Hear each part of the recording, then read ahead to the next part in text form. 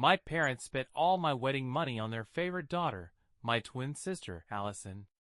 That's why I cut ties with them. I'm 23, and I have a twin sister, Allison, with whom I'm not on good terms. In fact, we don't even talk. We used to maintain some kind of communication, despite how they treated me, but for the past 2 years, I've kept my distance, and they haven't made any effort to reach out to me. Allison is 12 minutes older than me, which made her the golden child, by default. My parents had planned for just one child, and didn't have the means to raise two, but when they found out they were having twins, it was already too late. I found out about this when I was in high school, and it was during a Thanksgiving family gathering when my drunk uncle let it slip. That day, I stopped trying to win my parents' affection. They did what was expected in such circumstances. They had 2 children, but chose to love only one. That child was Allison, not me. From childhood, the rivalry between Allison and me was intense. Whatever she did, I tried to do better to impress our parents. But no matter how hard I tried, it seemed like they just hated me more for outshining their golden child. To be honest, Allison didn't really care about being better than me. She just craved attention, and she pretended that our competition mattered. She was good at manipulating people into thinking she genuinely felt hurt whenever I did something better than her. This resulted in others comforting her and belittling me to make her feel better, including our parents, a few relatives, and even some classmates. In the end, I got good grades and participated in extracurricular activities to be better than Allison, while she received the attention, approval, and sympathy from our parents and others, who believed I was the villain making her feel inferior. 2 years ago, we celebrated our 21st birthday. By then, we had both graduated. She finished a regular college, and I graduated from one of the best business schools in the state. I was the top of my class and had a scholarship, which meant my parents saved a lot on my education. Honestly, I expected them to be proud of me, but they weren't. Their focus was solely on Allison and her future because she barely graduated. We both returned home. While I was already working from home as an intern at a company, Allison was still job hunting and getting rejections. My parents were more concerned with her problems, and didn't even bother to congratulate me. I wasn't shocked, but I was deeply disappointed. I tried to hide my feelings since I was still living with them, and hadn't saved enough to move out, so I kept quiet. However, after our 21st birthday, I couldn't hold it in anymore. I had hoped our parents would organize something special for both of us, but the day before our birthday, I found out I was left home alone. The only thing they left me was a note saying they were going to the beach with Allison and her friends, and wouldn't return for a few days. I still remember how devastated I felt when I read that note. They went to the beach with Allison and her friends, and all I got was a birthday card and a $50 gift card. So much of my childhood was unfair, but this was just the breaking point. It was such a heartless move that I decided to move out the same day. I had a few friends who were willing to let me stay with them until I found a place of my own. It wouldn't take long because the company I was interning for was likely going to hire me after my internship. I needed a place to stay for a maximum of 2 months. I packed all my things and moved in with one of my friends without telling my parents or sister. They didn't even ask me to come back. The day after I moved out, my parents called me on my birthday. But they didn't call to wish me a happy birthday. They just wanted to tell me that they were coming back soon and advised me to call a plumber to fix the faucet. I told them that I no longer live at home and had moved out. I thought at least this information would get some kind of reaction from them, but they were calm about it. Allison didn't care at all. That was the last time I had a real conversation with my family.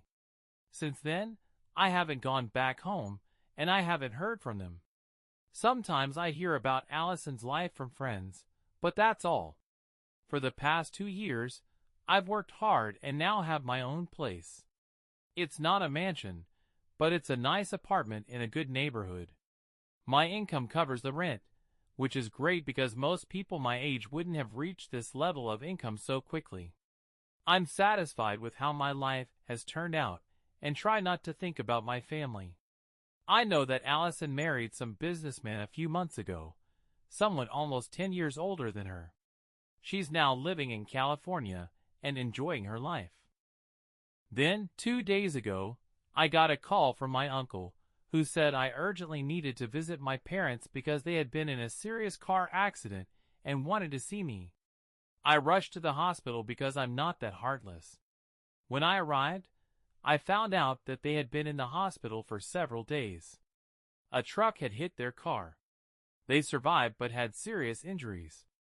My parents didn't have medical insurance because my father always believed that if we just took care of our health, we wouldn't need a hospital, which, frankly, is one of the most idiotic beliefs I've ever heard. At first, they contacted Allison, but she said she wouldn't come and didn't want to help them. Apparently, it would be embarrassing for her if her parents asked for financial help from her rich husband, especially so soon after their wedding. She didn't want to appear like a gold digger. She also didn't want to fly to see them because she couldn't just leave her home and 2 kids, which weren't even hers. They were her husband's from a previous marriage. But she was too busy playing happy family to visit her own parents in the hospital after a terrible car accident. Even if Allison wanted to help with the money, she couldn't. If her husband didn't support her, she wouldn't even be able to afford a flight back home since she was just a stay-at-home mom to kids that weren't even hers. There were so many expectations of the golden child. I couldn't believe they didn't even have the decency to call me personally to tell me about the accident. I was even more furious when my uncle said my parents now wanted me to cover their medical expenses. This was clearly a huge amount, and it would take me a long time to recover financially from such an expense. I really don't want to spend that much money, especially on people who have never cared for me or shown me any love in my life. I know they have other relatives who could help them, and even if I don't pay, someone else will. But it would be more humiliating for them to ask other people, and they'll probably have to pay them back much faster than they would ever repay me. That's at least what they said when they asked me to cover the bills and promised I would get my money back quickly. I don't know what to do.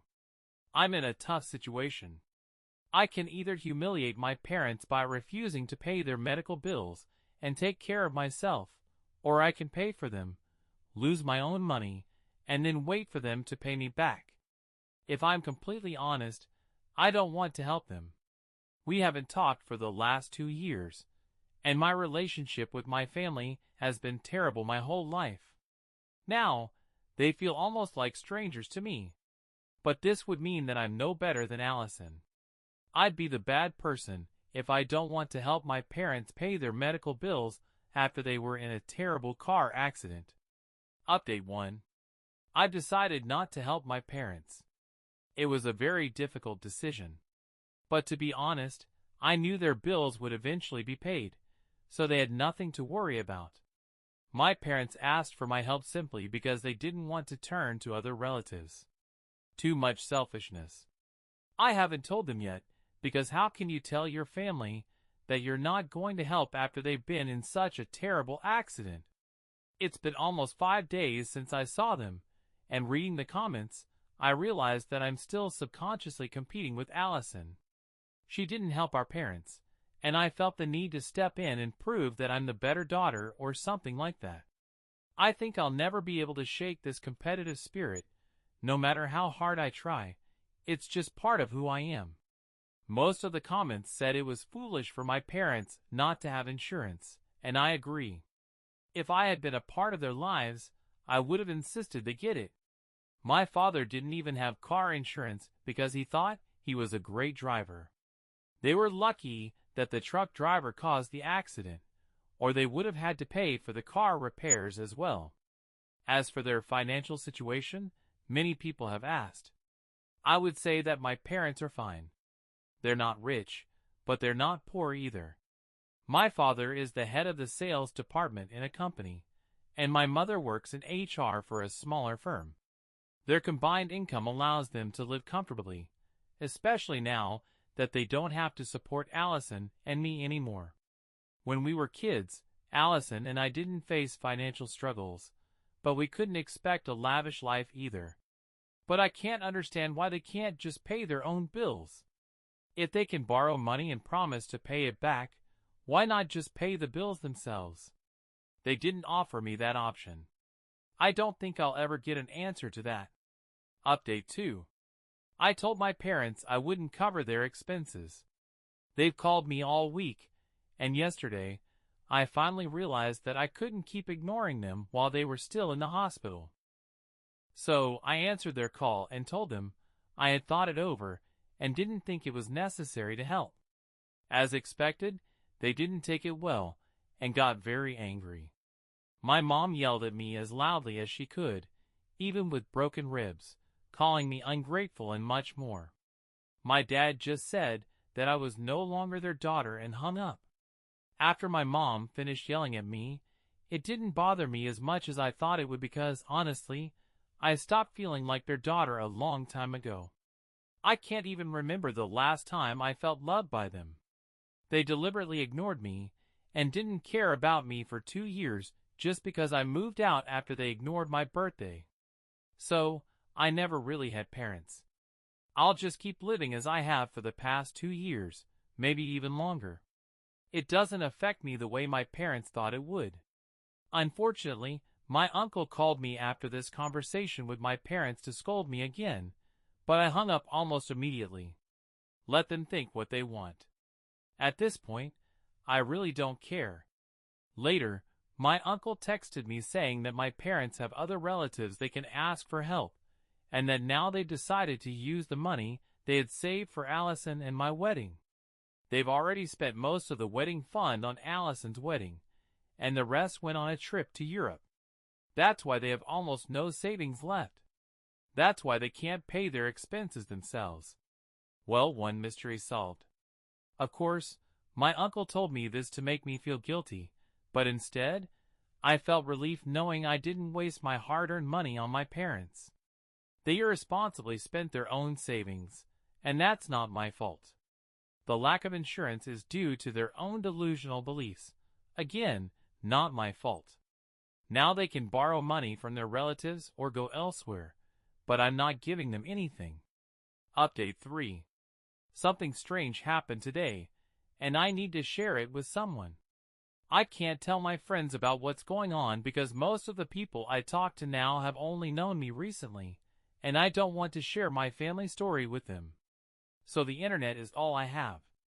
It's been almost 2 weeks since my last conversation with my parents. A couple of hours ago, in the evening, Allison showed up at my door, and I was surprised by her sudden visit. First of all, I didn't think she even knew where I live.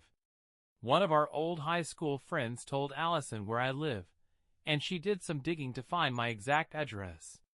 She really went out of her way to meet me. She looked and acted completely differently than before. It seems like Allison has become more refined. I was really surprised because she used to talk like she was still in high school. Now, her speech is more feminine, her style of dressing has changed, and even her jewelry and makeup were different. Honestly, it felt like I was talking to a completely different person. It was like she suddenly grew up, but her personality and views hadn't changed.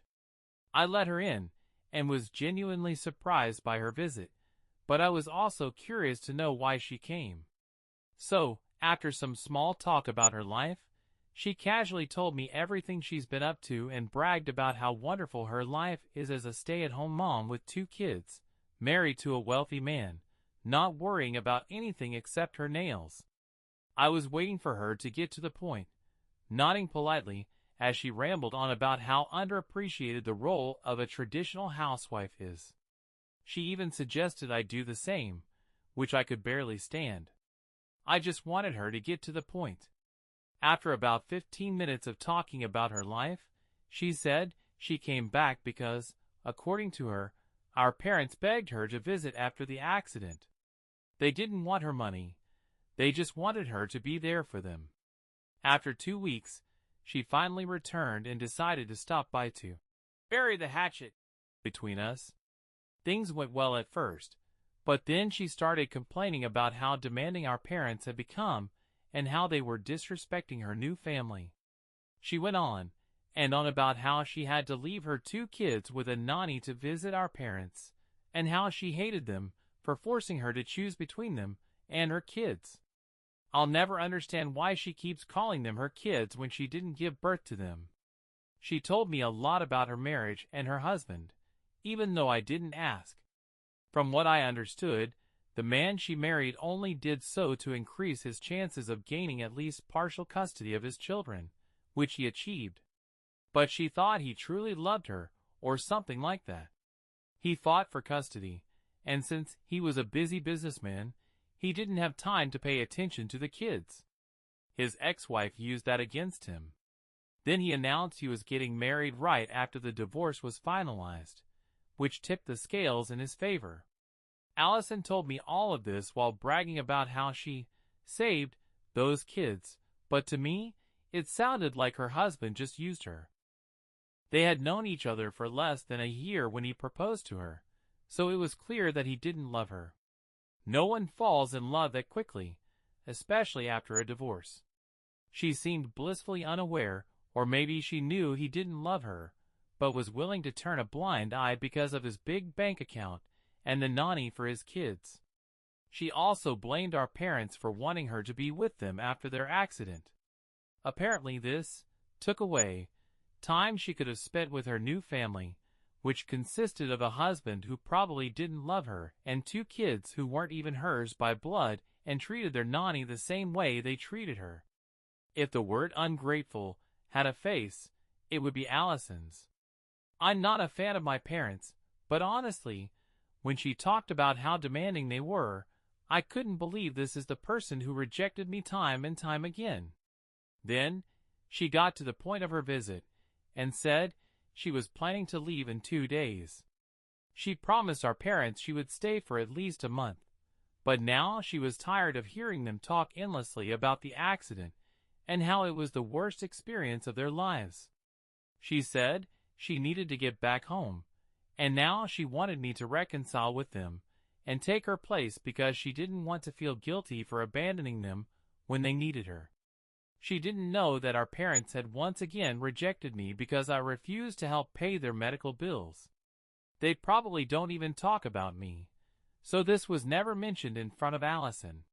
She came to me because she wanted sympathy for dealing with our parents and leaving her family.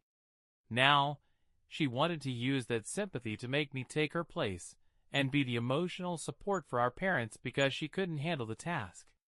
It was a classic Allison manipulation, but I knew her too well to fall for it. I wasn't about to tell her that while she was at my house, because it would have inevitably led to a fight, so I told her I would think about it, but I knew for sure I wasn't going to do it. She left, telling me to stay in touch, but we both knew she didn't mean it. I was genuinely relieved when she left because not only is she a terrible and selfish person, but also an incredibly boring conversationalist. I could barely get a word in while she endlessly rambled about her uninteresting life in California. Her life seems to revolve around parties, her adopted kids, and her husband. She thinks she's living a perfect life, but to me, it seemed very sad. Her husband clearly doesn't love her, and the kids spend half their time with their biological mother. Of course, they will always choose their real mom over Allison, and they're probably already doing so. But that's her choice. I've chosen a life that has nothing to do with my family because they don't deserve even a fraction of my attention or sympathy. If there's one thing I've realized today, it's that I was right to cut ties with my parents and sister. I don't want to be part of these people's lives. They are incredibly selfish and cruel, and I seriously doubt they can think about anyone but themselves, especially Allison. At least now I've finally severed all ties with them, and they probably won't be able to contact me for a while. I blocked Allison right after she left, and my parents and other relatives have been blocked for several days now. I think I won't be bothered by them in the foreseeable future. I pray they won't try to reach out again, because life is so much better without them. Well, definitely let me know what you think about this story in the comments.